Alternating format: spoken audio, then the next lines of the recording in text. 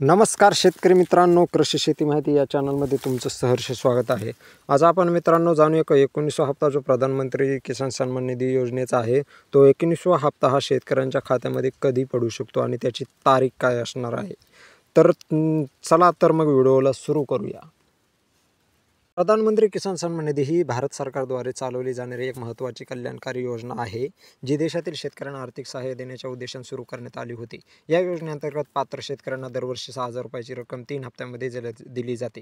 ही योजना केवळ शेतकऱ्यांची आर्थिक स्थिती मजबूत करत नाही, तर कृषी क्षेत्रात स्थिरता आणण्याचे एक प्रभावी माध्यम आहे। आतापर्यंत शेतकऱ्यांच्या खात्यावर 18 हप्ते जमा झाले असून 19व्या हप्त्याची सर्वजण वाट पाहत आहेत।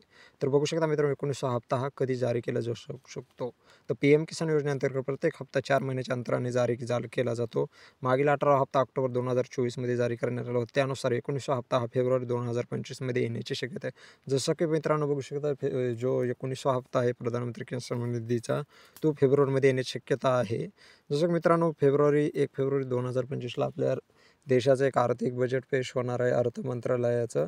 ते अर्थ मंत्रालयाचं बजेट पेश झाल्यानंतरच मग 19वा हप्ता येऊ शकतो। असं मानलं जातं की 19वा हप्ता हा वाढीव रकमेचा देखील मिळू शकतो, कारण की जे अर्थ मंत्रालयाचं आपलं बजेट आहे आर्थिक, त्याच्यामध्ये 1 फेब्रुवारी 2025ला वाढण्याची शक्यता आहे।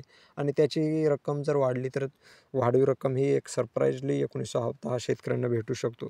जसं की मित्रांनो, तुम्हाला त्याच्यासाठी स्टार्टला तुमचं EKYC आहे का ते पूर्ण बघायचं आहे। तुमचं पुन्हा लाभार्थ्यांची जमीन पडताळणी म्हणजे तुमचं जर लँड रेकॉर्ड जर यस असेल तरच तुम्हाला पैसे भेटणार आहेत। जर लँड रेकॉर्ड नो असेल तर तुम्हाला पैसे भेटणार नाही।